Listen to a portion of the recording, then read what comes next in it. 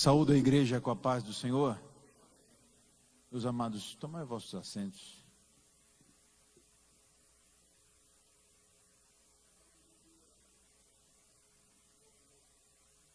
Quero de antemão agradecer ao Senhor pela oportunidade de estar na casa de Deus, mais esta noite, para servir ao nosso Deus. E pela oportunidade que Ele me concede, como diz um amigo meu, está escrito na Bíblia, nessa dupla honra de estar aqui na tribuna e tendo um tão seleto público nos ouvindo. Quero agradecer aquele que preside sobre nós hoje, o pastor Marcelo Ferreira, pelo convite, pela disponibilidade, na pessoa de quem eu agradeço todo o ministério da igreja, o pastor José Wellington e toda a diretoria. E aos irmãos que exercitem a sua paciência para comigo nesta noite, em nome de Jesus. Ore para que o Senhor fale conosco, pois eu também necessito ouvir a voz de Deus falar ao meu coração. Eu quero ler um versículo com a igreja, na primeira carta que Paulo escreveu aos Coríntios, no capítulo 16, e o versículo 13, assim nos diz a palavra do Senhor. Vigiai, estai firmes na fé, portai-vos varonilmente e fortalecei-vos. Será que nós podemos ler juntos esse versículo mais uma vez? Em nome de Jesus. Vigiai, estai firmes na fé, portai-vos varonilmente e fortalecei-vos. Quem diz amém, meus irmãos? Glória a Jesus. Meus amados, o Senhor colocou uma palavra no meu coração. Eu não imaginava que pregaria, teria oportunidade para pregá-la aqui. Mas como o Senhor faz perfeita todas as coisas, para este momento Ele preparou. O texto que nós lemos, o apóstolo Paulo, ao encerrar a sua carta dirigida aos Coríntios, ele faz algumas advertências. E os irmãos sabem que naquele tempo as correspondências demoravam a chegar. Não é como hoje, que a comunicação está avançada. E quando se encerrava uma carta, uma epístola, se colocava aquilo que era de mais importante, que não poderia deixar, que não poderia se esquecer. Como alguém que vai sair de casa e dá algumas recomendações. Olha, eu vou para longe, então não se esqueça de fechar a porta, de apagar a luz, de fazer isso e aquilo. Algumas recomendações importantes. E o apóstolo Paulo, ele decidiu nestas últimas recomendações, por dar alguns conselhos à igreja de Corinto. E o primeiro desses conselhos é a primeira palavra do versículo que nós lemos. Ele diz: vigiai. Vigiar, irmãos, é estar alerta. Vigiar, conforme nos diz o texto, há uma versão corrigida de 1848, que ela diz, em vez de vigiar, está escrito velai. Vigiar é o ato de prestar atenção, de estar alerta, não só de dia, mas também de noite, o tempo todo, prestando atenção, não tirando o foco. Vigiai, vigiai, dar uma estrita atenção àquilo que está à sua frente. E por que o apóstolo Paulo, ele, através do Espírito Santo, diz à sua igreja nesta noite? Porque eu creio assim, em Romanos, no capítulo 15, versículo 4, diz: tudo que dantes foi escrito para o nosso ensino está escrito. Então o ensino é para hoje, o ensino é para nós. O ensino é para quem veio aqui esta noite, está ouvindo a palavra de Deus. Quem pode glorificar ao Senhor por isso? Ele diz para nós nesta noite: vigiai. Vigiai. Nós só vigiamos, irmãos, aquilo que tem algum valor. Nós só vigiamos aquilo que possui em si mesmo algum valor, que nós diríamos intrínseco, que faz parte da sua essência. Ninguém vigia algo que não tem nenhum valor, não é? Havia um tempo, dizem aqueles que moraram nos Estados Unidos nos anos 90, ali por aquele tempo, que havia um tempo ali que os carros usados não tinham nenhum valor. De tal forma que se pagava muito mais para destruir os carros do que para mantê-los ali. Eles deixavam ali com documento e chave e tudo, quem pegasse era dele. Por quê? Naquele tempo não tinha nenhum valor. Nós não fazemos isso aqui no Brasil nem com fusquinha, né? Não fazemos isso aqui, por quê?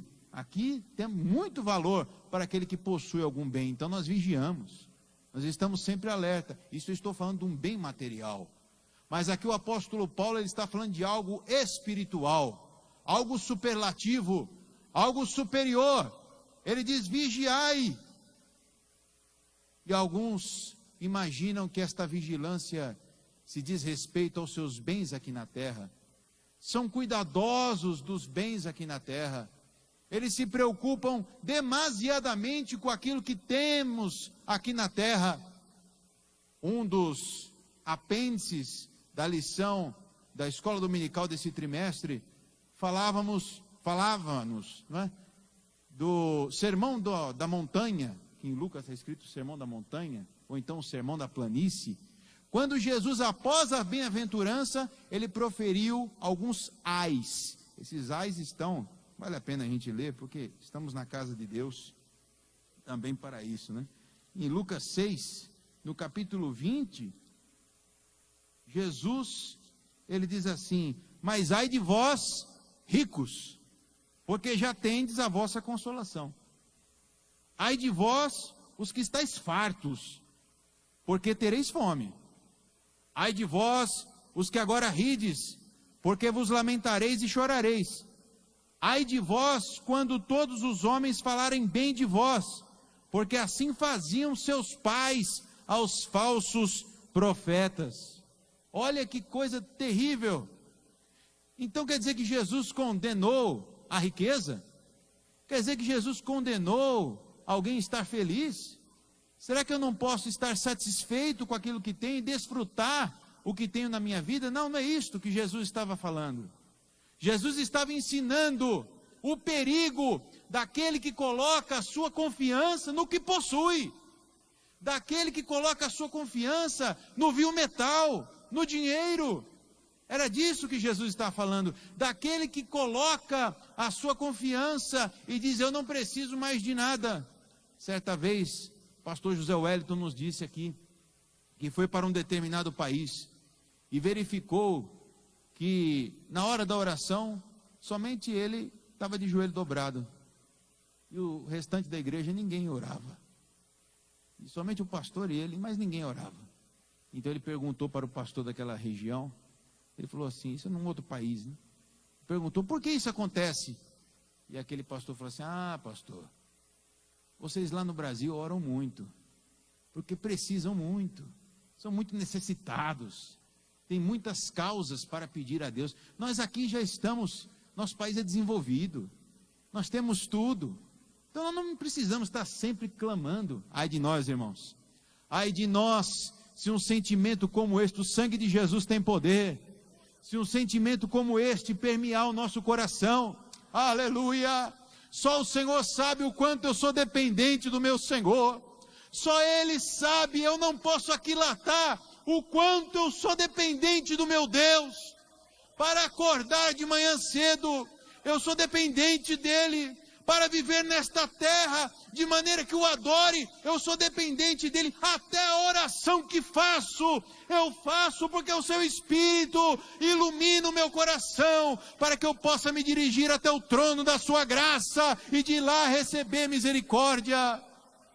Glorificado seja o nome de Jesus. Jesus alertou, irmãos, a igreja em Apocalipse, no capítulo 3, é uma dura mensagem do Senhor, mas eu creio que se o Senhor colocou esta palavra no meu coração, porque pelo menos eu precisava ouvir isso hoje. Então vamos, no capítulo 3, e versículo 17, Jesus faz uma dura censura a uma igreja, quando ele diz, versículo 16, ele diz assim: porque és morno, e não és frio nem quente, vomitar-te-ei da minha boca.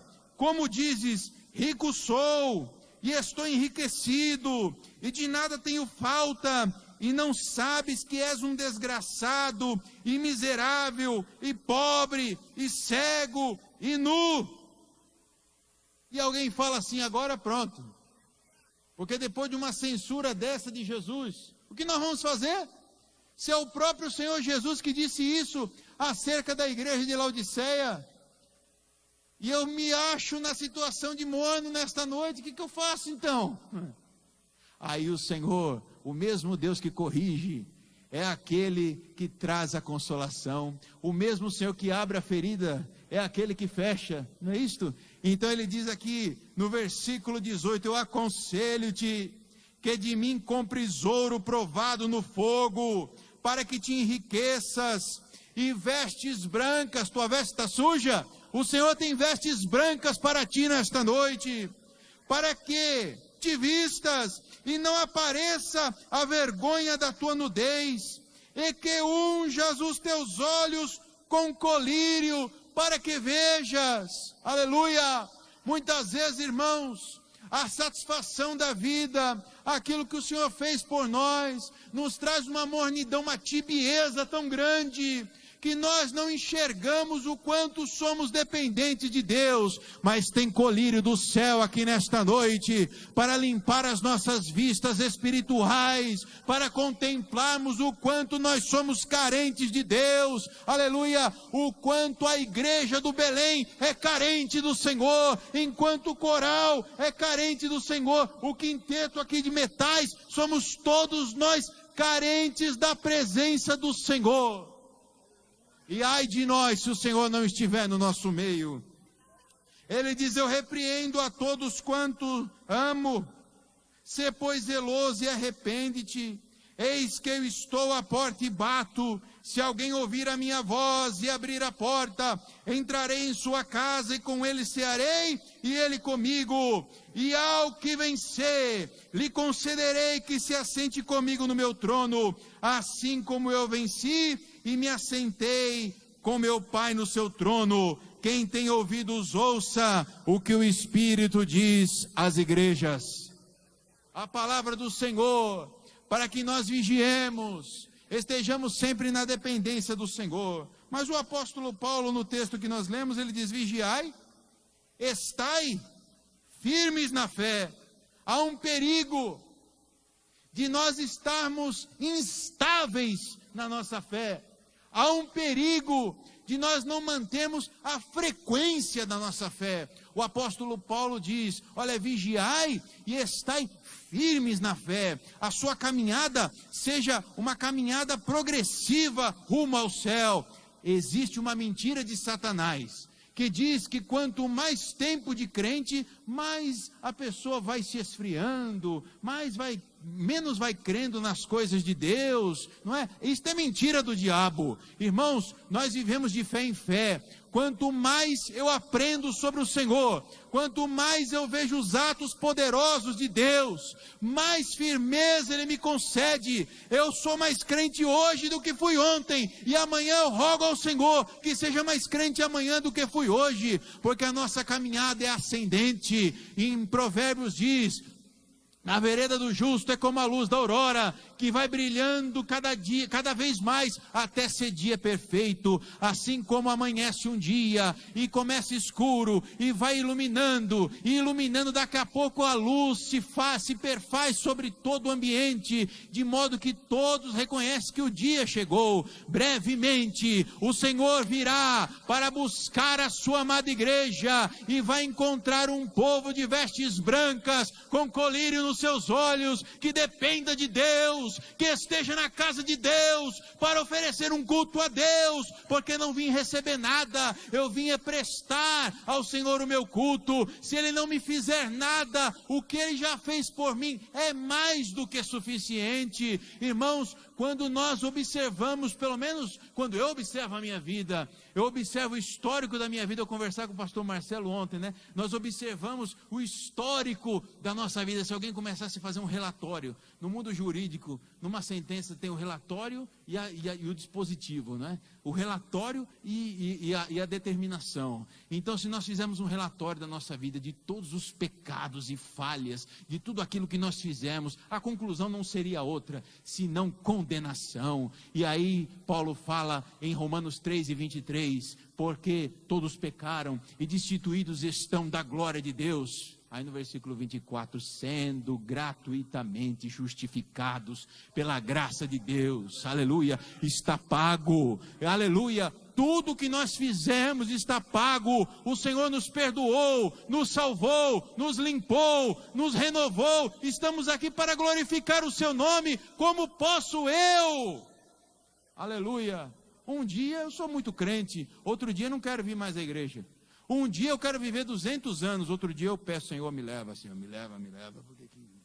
Um dia eu quero, olha, que o Senhor me use com seus dons, eu quero ser um profeta na casa de Deus, eu quero cantar, eu quero fazer tudo. No outro dia, nem conte comigo, porque eu estou, olha, eu de online para lá, eu não quero nem saber, eu não quero nem aparecer, eu não quero saber, não. A nossa caminhada, estamos firmes na fé. Não importa o que aconteça, o próprio Senhor Jesus, em João 16:33, Ele nos vaticinou dizendo, digo-vos isto, para que em mim tenhais paz, no mundo tereis aflições, mas tende bom ânimo, porque eu venci o mundo. Porque o Senhor venceu o mundo, nós temos que ter bom ânimo. Porque o Senhor venceu o mundo, nós temos estabilidade na nossa fé. Não é qualquer coisa que nos demove, irmãos. Aleluia. Olha, irmãos, quando eu penso nisto, eu fico imaginando o que um antigo teólogo falou uma vez, né? Que o cristão não é reconhecido por aquilo que ele faz, mas o cristão é reconhecido por aquilo que ele suporta.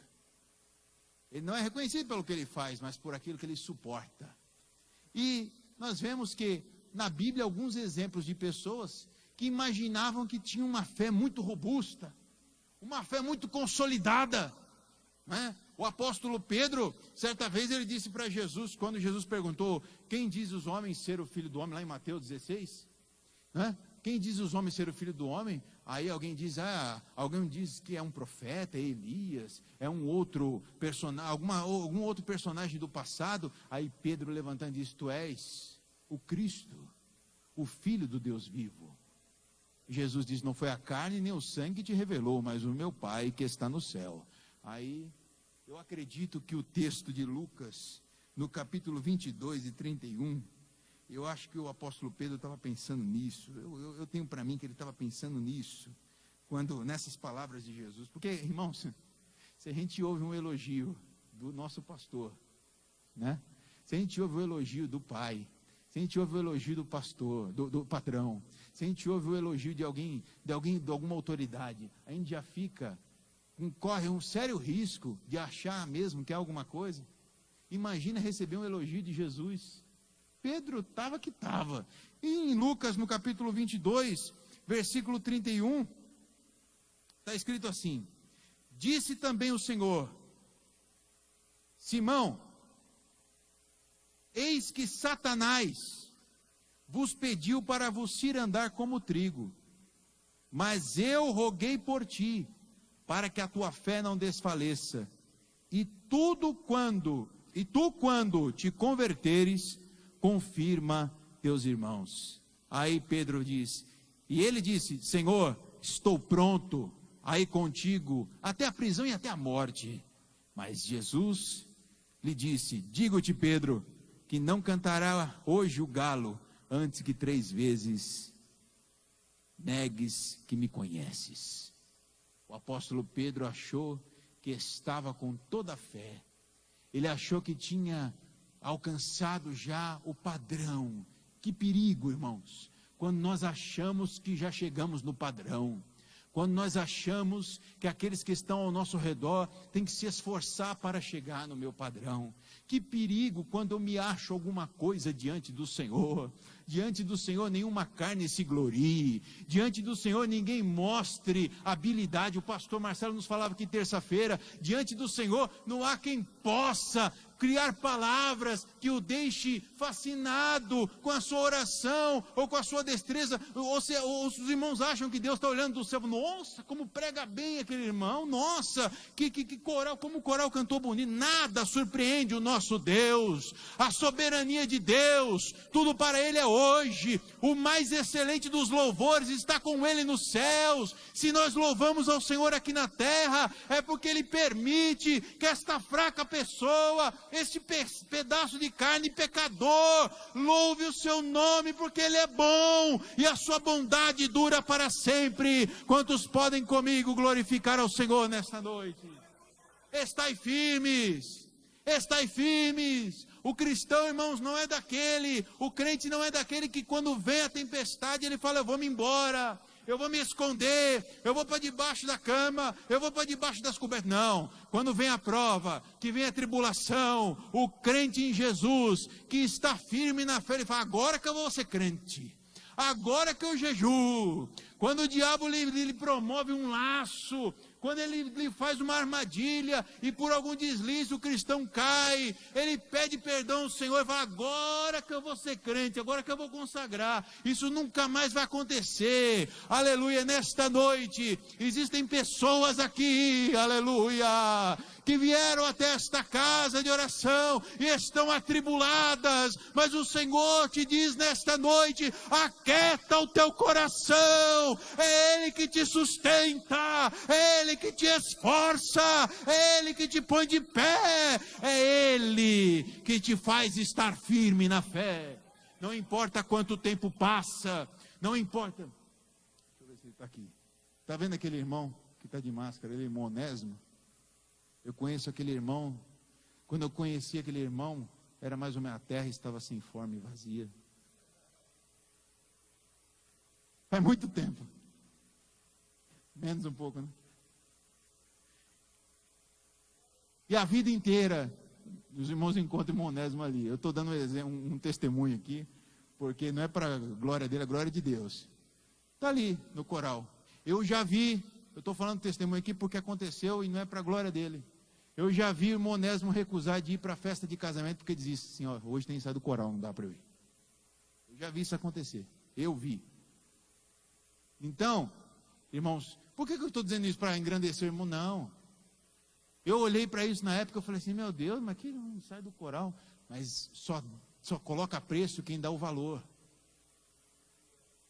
Ele sabe o quanto custou para ele sabe o que Deus requer dele. Então ele falou isso na época.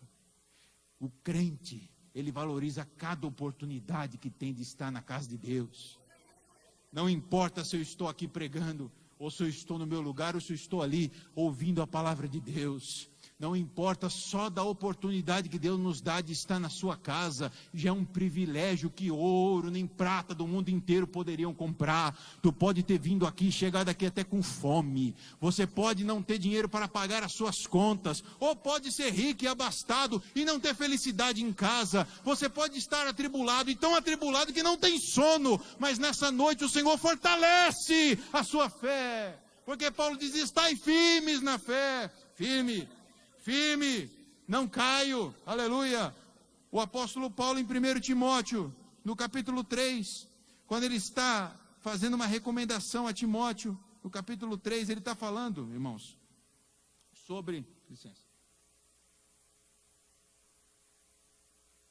as características do obreiro, né? As características de um pastor, as características de um homem de Deus. Está falando para Timóteo, para que ele tenha cuidado, não é? E no finalzinho do capítulo 3, no versículo 14 e no 15, ele diz assim, escrevo-te estas coisas, esperando ir ver-te bem depressa, mas se tardar, para que saibas como convém andar na casa de Deus, que é a igreja do Deus vivo, coluna e firmeza da verdade.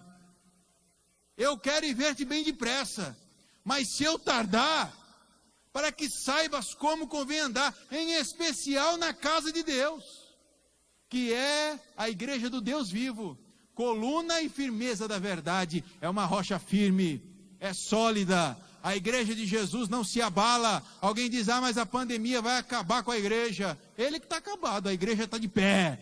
Alguém diz assim, mas agora, com a comodidade o povo não vem mais, agora que eu vou. Teve pessoas nessa pandemia, agora que eu vou cultuar, agora que eu vou ser crente, porque Jesus pode voltar a qualquer momento, eu tenho que estar preparado. Ele diz, eu pretendo ir logo. Teve mais alguém que falou isso para nós, não teve? Jesus diz, eis que cedo venho. Ele pretende vir logo, mas se o Senhor se demorar por mais um tempo, que Ele encontre uma igreja firme, uma igreja que tem o seu sustentáculo na palavra do Senhor, que não se demove do seu lugar por qualquer vento de doutrina. Estamos firmes, porque a igreja é a igreja do Deus vivo, é a coluna e a firmeza da verdade. Se Jesus não vier daqui a 150 anos, talvez todos nós aqui estejamos mortos, talvez todos estejamos no paraíso de Deus. Eu quero crer assim, não é? Todos nós. E a igreja vai continuar aqui, e vai ter gente glorificando ao Senhor, e vai ter gente pregando aqui, e a igreja continua, como diz o hino que o coral cantava antigamente, nas lutas e nas provas, a igreja segue caminhando, ninguém pode deter a marcha da igreja, ninguém detém, é obra santa, diz assim o hino que nós louvamos, né? Glória a Jesus. E eu, irmãos, encerro as minhas palavras com a terceira palavra aqui do apóstolo Paulo, quando ele diz, só vou citar, quando ele diz, primeiro ele diz, vigiai, depois estai firmes na fé, e portai-vos varonilmente. Existe uma forma correta de se portar diante de Deus, existe uma forma correta, essa postura espiritual, que nós devemos ter, de se portar na casa de Deus. Eu me alegrei quando vi o pastor Marcelo falando aqui do corinho, porque isso testificou com aquilo que eu estava pensando. Nós saímos de casa, nós saímos imbuídos nesse sentimento de adorar a Deus. Nós chegamos até a casa do Senhor, nós estamos aqui para louvar e engrandecer a Deus. Mas eu trabalho com evangelização. Nós evangelizamos, nós convidamos os pecadores para vir adorar a Deus conosco.